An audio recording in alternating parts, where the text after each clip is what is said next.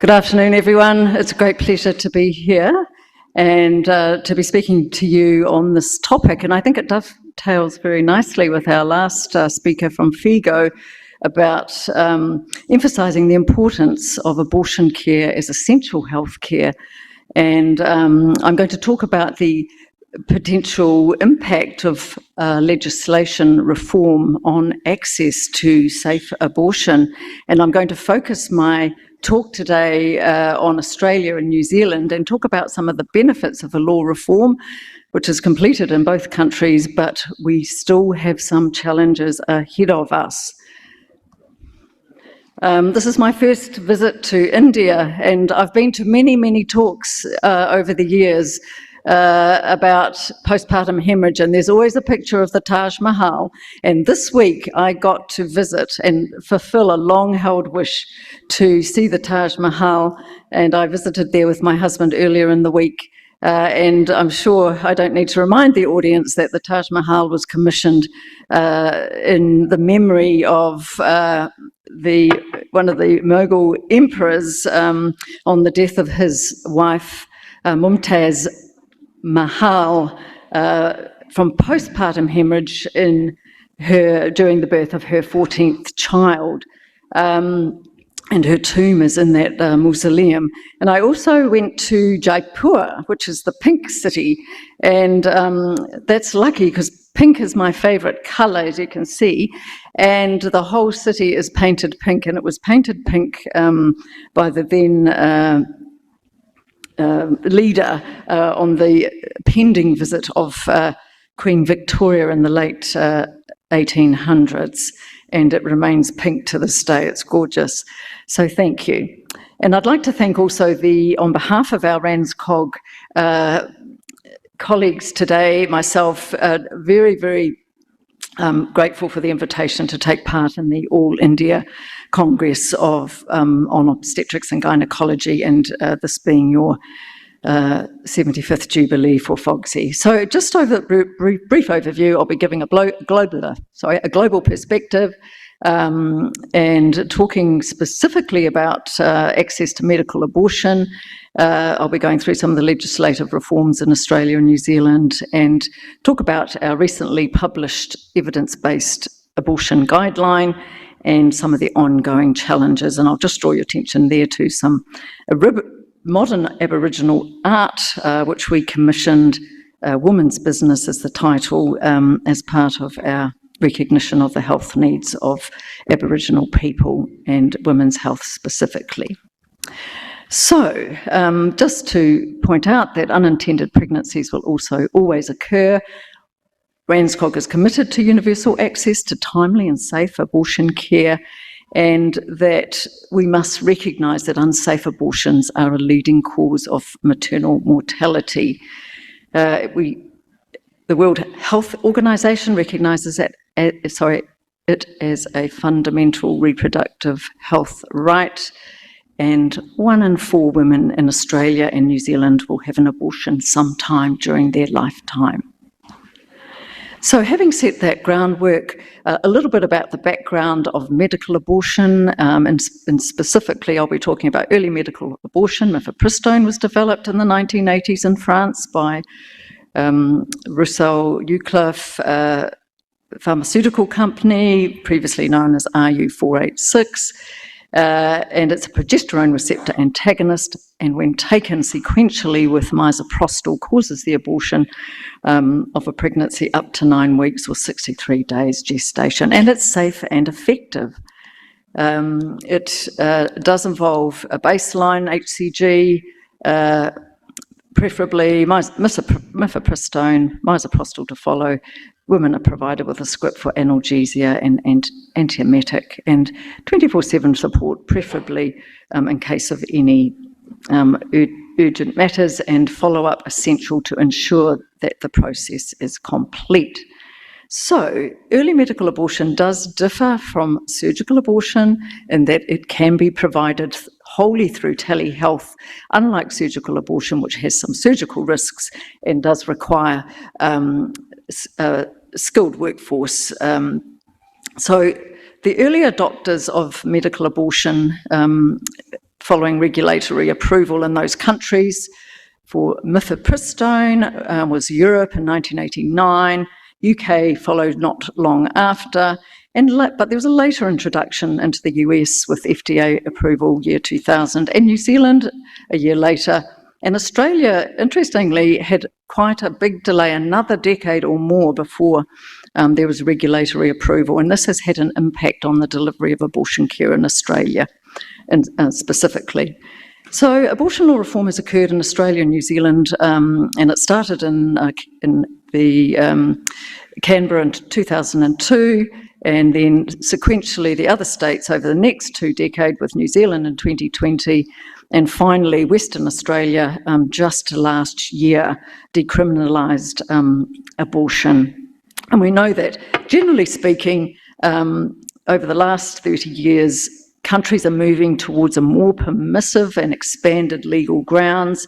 However, we cannot lose sight of the fact that the constitutional right to abortion was overturned in the US in very recent time, and we need to be mindful of maintaining access and rights to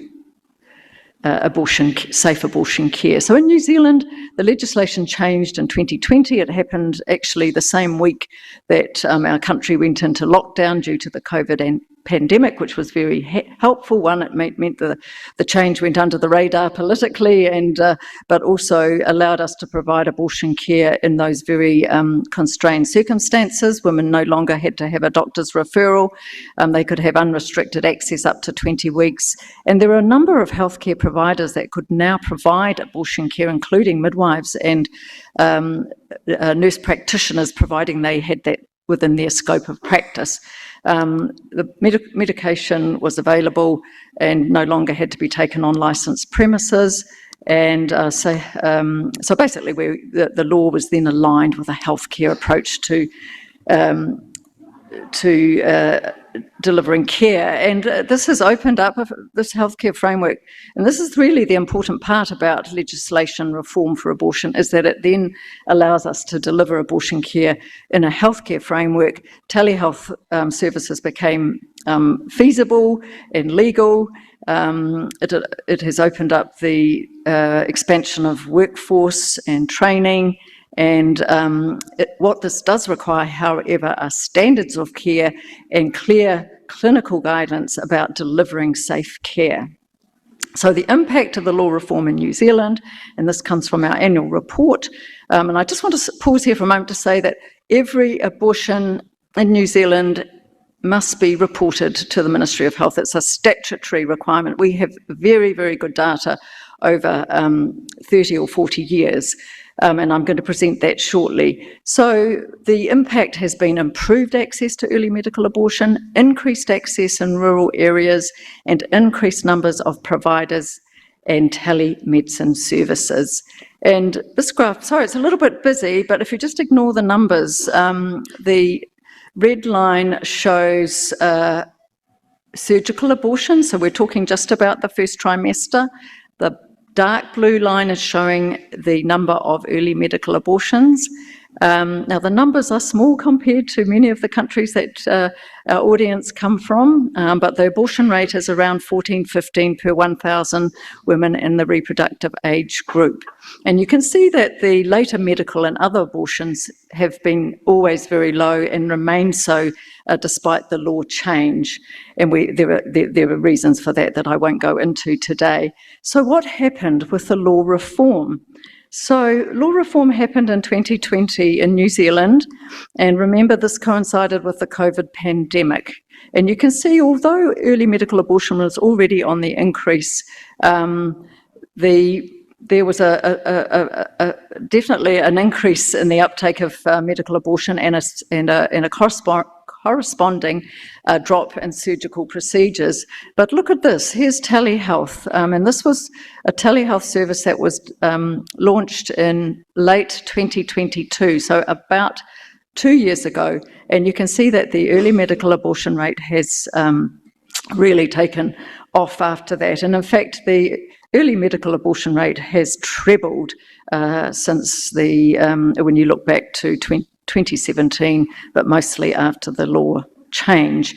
And overall, there has been an increase in abortion numbers, and that, we believe, shows increased access. So, how has the law legislation reform impacted access in Australia? So Australia is a little more complicated. There are 7 states and Northern Territory, and there are federal laws and there's state-based legislation. Law reforms, as you know, occurred over 2 decades. I showed you that map. But the access varies from state to state. So, for example, one state, there's unrestricted access to abortion up to 14 weeks, another one it's 24 weeks, and the ACT or Canberra, there's access to abortion there isn't any restriction, providing there is, basically there isn't any restriction, and this aligns very similarly to Canada. What has happened since the law reform? There has been more widespread availability of early medical abortion, and telehealth services. And this is particularly important for the rural and remote areas, regional areas in Australia. And Australia is a very big country. It's geographically huge, and there are large areas of desert, and most people live around the edges. And apart from some communities through the middle of Australia, access to abortion remains still quite challenging in Australia, and there's a number of reasons for this, and we can contrast that really with the situation in New Zealand, where the majority of the care occurs in private capacity rather than public services. There are a limited number of health practitioners who have this skill set. There is a problem with stigma, particularly in small communities. If you're the only doctor or the only pharmacist, then if you are not wanting to be seen as providing abortions, then this can be an uncomfortable situation. There are cultural and regional factors, and particularly thinking about it, large areas concentrated of Aboriginal First Nations people. There are out-of-pocket costs, so this is not a publicly funded procedure if you go privately, and there are additional costs around transportation. There are often a lack of nearby providers, and 1 in 3 women in Australia do not live in an area where there is a GP, a general practitioner, who provides abortion care. And 2/3 of the doctors that do provide abortion care live in the metro areas. So this is, as you can see, is a significant issue that needs to be addressed. And there's also limited availability of long-acting reversible contraception in terms of funding and training and having practitioners that can provide those methods. And we often see this term abortion deserts, and it's not really referring to the desert, but it's referring to the lack of access to abortion in Australia, even in some of the metro and regional areas. So, and this map I won't spend too much time on, but basically the red dots show, just to say, the very large pale area in the middle of Australia there is what we would call remote in terms of access to medical services, whereas the darker areas are where the metro and large populations are based. And you can see from that there are not many areas where access to medical abortion is set up, particularly down in that lower Western Australia area. And this was a mapping project that our college, RANZCOG, undertook in 2022. The other work that we've undertaken, which is bringing us, or really a step towards improving access to abortion care, was the development of a clinical guideline for abortion care. This is for Australia and New Zealand. It's binational, and it was released in late 2023, and that's us presenting it at our annual scientific meeting. The link there is to the abortion guideline if you're interested in having a look. And what that abortion guideline says is that both medical and surgical methods are safe, effective and acceptable, that telehealth is appropriate in the right circumstances, that early medical abortion can be provided up to 9 weeks in Australia, 10 weeks in New Zealand. NTD is no longer required for an abortion for women who are rhesus negative, who are under 10 weeks, and selective ultrasound as possible. Analgesia should be provided. So I'm just going to skip ahead. Was that a 5-minute warning? Sorry, was that a 5-minute warning? 2 minutes, okay, all right, well, I'll skip ahead. So basically, there were a number of recommendations.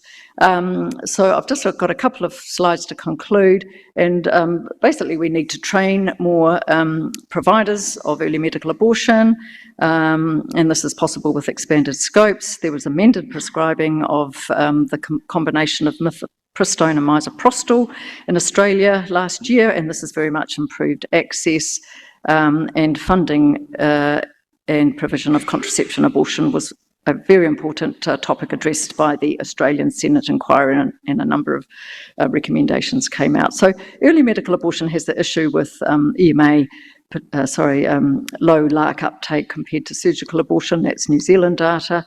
And so we do have challenges remaining, and we've talked in the previous talk with Professor Ortiz about government policy, about education, about workforce, and the stigma to be tackled. So my summary is these final points: the importance of modernisation of abortion law. This improves access to safe abortion, but it's not a universal solution to improving abortion care. Telehealth is key for rural settings, and training opportunities are important to grasp. And we, as a college, remain a leading voice both in training and education and providing standards for care. Thank you so much. Thank you, Dr. Gillian Gibson, for the beautiful insights on law reform and the relation to the access to medical abortion.